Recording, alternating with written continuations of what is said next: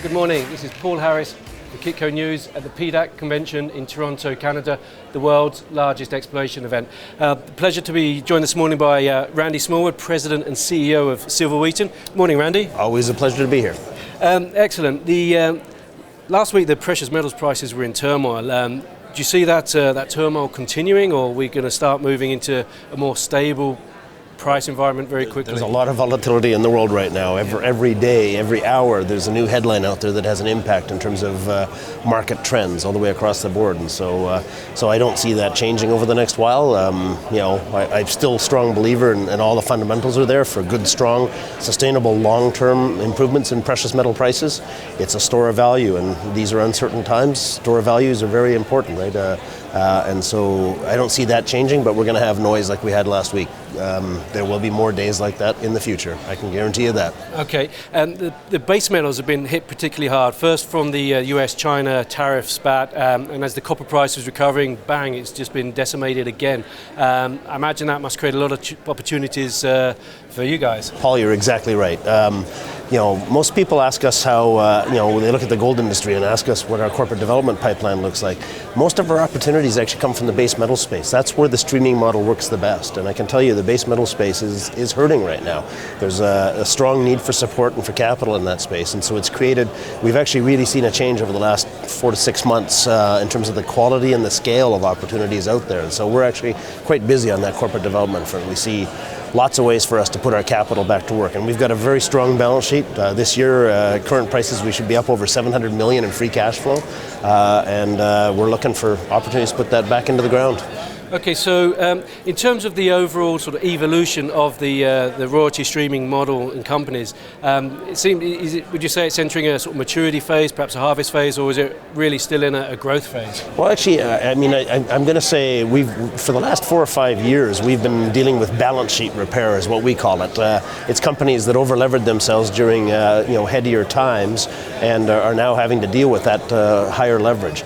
We've seen pretty well the end of that. Most of the stuff we're looking at right now is looking at investments that we call it the development phase, which is investing back into the ground, either funding growth, expansions at existing operations. We don't see a lot of greenfield investment because commodity prices right now don't justify greenfield investments. It's mostly brownfield investments. It's expansions or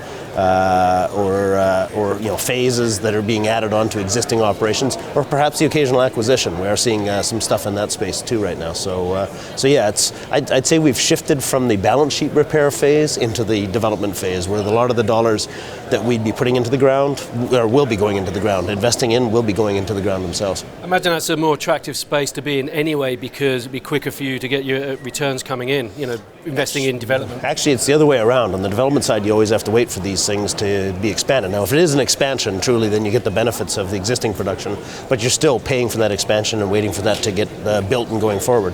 Whereas the balance sheet repair, it's typically immediately we see those cash flows, and so. But either way, there's definitely a difference between greenfields and brownfields. You have that benefit of existing production.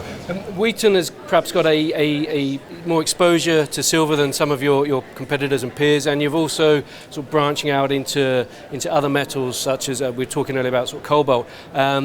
Why do you have that sort of more diversified strategy? Well, we spent the first 8 years focused on silver alone. 2013 was when we started really investing into gold. We are now more a gold company than we are a silver company. 60% of our revenue comes from gold right now, and so we did have that silver focus to begin with, the original Silver Wheaton. We've now got palladium, which has, of course, done very well. We invested into palladium in 2018, and we've seen commodity prices there do very well. Pretty excited about our first cobalt coming on next year. We see the Voisey's Bay operation start delivering cobalt to us January 1st of next year.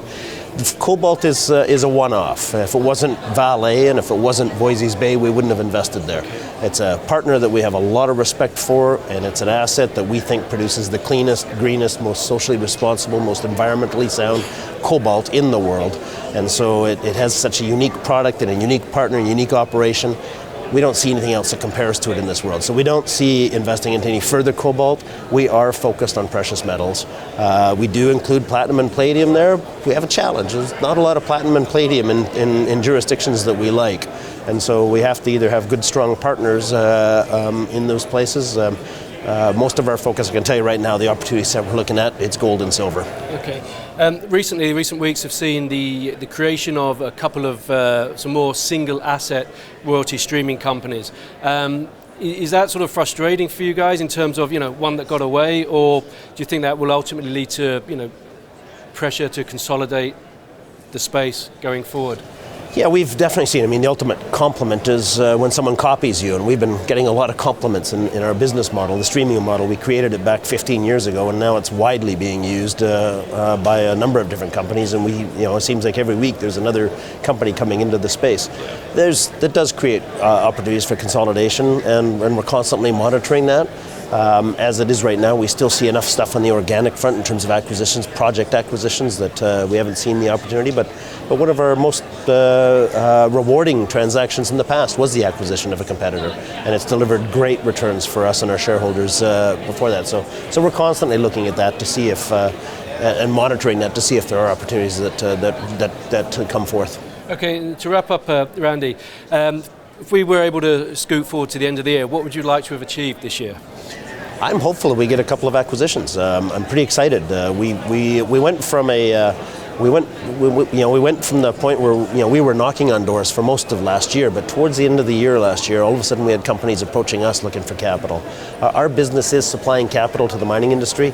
The mining industry will always need capital, and what we've seen is quite a change in terms of the scale and the quality of the opportunity set out there right now. And so I'm hopeful that through 2020 we'll be able to invest. As I said, we expect well over $700 million in free cash flow. We've got a very strong balance sheet, hoping to add to our portfolio on a go-forward basis. We've got good, strong growth in our company. The best of Peñasquito this year and next. Constancia with Hud Bay, moving forward with the Pampacancha zone, which will dramatically increase our precious metals production there. Cobalt coming on next year. Sibanye. Continued improvements at that operation. This is again another step up on our organic growth profile, and hoping to make a couple of acquisitions in the meantime. So. Excellent. Well, I wish you all the success with that. Thank you for joining us this morning, and thank you for watching. Stay tuned to kitco.com for more from the PDAC conference.